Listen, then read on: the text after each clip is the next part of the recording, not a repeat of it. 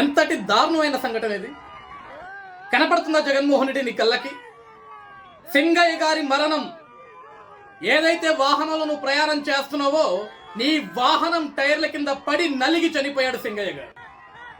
నీ కాన్వాయ్కి సంబంధం లేదా? నీ బండికి సంబంధం లేదా? జగన్మోహన్ రెడ్డికి సంబంధం లేదా? జగన్మోహన్ రెడ్డికి సంబంధం లేకపోయినా సరే సింగయ్య గారి కుటుంబానికి 10 లక్షలు చెక్ ఇచ్చి ఆదుకున్నాడు అని చెప్పేసి ఇంకా పనికి మళ్ళా మాటలు మాట్లాడుతున్నారు మీ నాయకులు. అన్యాయంగా చంపేశారు ఒక మనిషిని. ఏదైతే జగన్ నువ్వు ఏదైతే ఒక కారులో ప్రయాణిస్తున్నావో నీ కారు గుద్దుకొని ఆ టైర్ల కింద పడి సింగయ్య గారు మరణించారు, తన ప్రాణాన్ని కోల్పోయారు. కనీసం నీ కారు టైర్ల కింద పడి ప్రాణాలను కోల్పోతే ఆ బండి అక్కడ ఆపలేదు, నీ పర్యటన ఆపలేదు.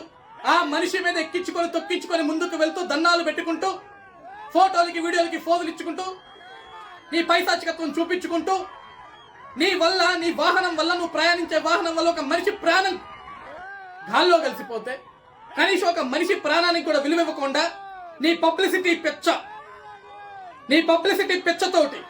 నీ పబ్లిసిటీ పెచ్చ కోసం నన్ను చూడండి, నా అందాన్ని చూడండి, జగన్ వస్తే జనం అంటేనే జగన్ అని చెప్పేసి పనికి మళ్ళా సొల్లు కబుర్లను చెప్పుకుంటూ అన్యాయంగా ఒక మనిషిని కారెకి తొక్కించుకుంటూ చంపేసుకుంటూ వెళ్ళిపోయి విగ్రహావిష్కరణలు చేసి మళ్ళీ పనికి మళ్ళా ప్రెస్ మీట్లు పెడతావా? ఈరోజు దీనికి ఏం సమాధానం చెప్తారు?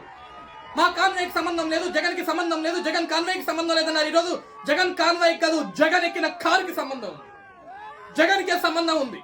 ఈరోజు సింగయ్య గారి మరణానికి కారణం వైఎస్ జగన్మోహన్ రెడ్డి. సింగయ్య గారిని చంపేసింది వైఎస్ జగన్మోహన్ రెడ్డి. నువ్వు ఎక్కిన కారు ఆ టైర్ల కింద ఈరోజు ఆ పెద్ద మనిషి ప్రాణాలు కోల్పోయాడు.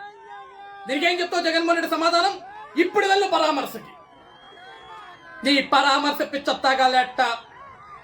అప్పటికి పోలీస్ అధికారులు చెప్తున్నారు నువ్వు వెళ్లే ఊరు చిన్న గ్రామం, వద్దండి రోడ్డు మీద ప్రజలు ఇబ్బంది పడతారు, ట్రాఫిక్ ఆంక్షలు ఉంటాయి, ప్రజలు ఇబ్బంది పడతారు, కంట్రోల్ చేయడం చాలా కష్టం అవుద్ది, మీరు కావాల్సిన జనాన్ని రెచ్చగొడుతున్నారు, ఆ ప్రాంతానికి సంబంధించి కాకపోయినా సరే పక్క ప్రాంతాల నుంచి కూడా జనాన్ని తరలించుకుంటున్నారు మీ నాయకులను పెట్టి. ఇది కరెక్ట్ కాదండి, మీరు వెళ్లాల్సిన కార్యక్రమానికి వెళ్ళండి, మీకు 100 మందితో పర్మిషన్ ఇస్తాం, మీరు హ్యాపీగా వెళ్ళండి, ఆ కుటుంబాన్ని పరామర్శించండి, విగ్రహావిష్కరణ చేయండి, రండి, ఎవరికి ఎటువంటి ఇబ్బంది ఉండదు అని చెప్తే వినకుండా పైశాచికత్వంగా పొద్దును మొదలుపెట్టి జనాన్ని తరలించుకుంటూ నీ నాయకులకి హుకుం జారీ చేసి నువ్వు వెళ్ళే నియోజకవర్గం కాకుండా పక్క నియోజకవర్గాల నుంచి కూడా జనాన్ని రప్పించుకొని జగన్ కోసం జనం వస్తున్నారు ఒక పనికి మళ్ళా స్టేట్మెంట్లు, పనికి మళ్ళా స్క్రోలింగ్ వేసుకుంటూ ఒక మనిషి చచ్చిపోతే కనీసం ఆ మనిషి బ్రతికాడో చచ్చాడో తెలియకుండా ఆ మనిషిని పక్కన పడేసి జగన్ వాహనానికి జగన్ కాన్వాయ్కి సంబంధం లేదని చెప్పేసి నాటకాలు ఆడాడు.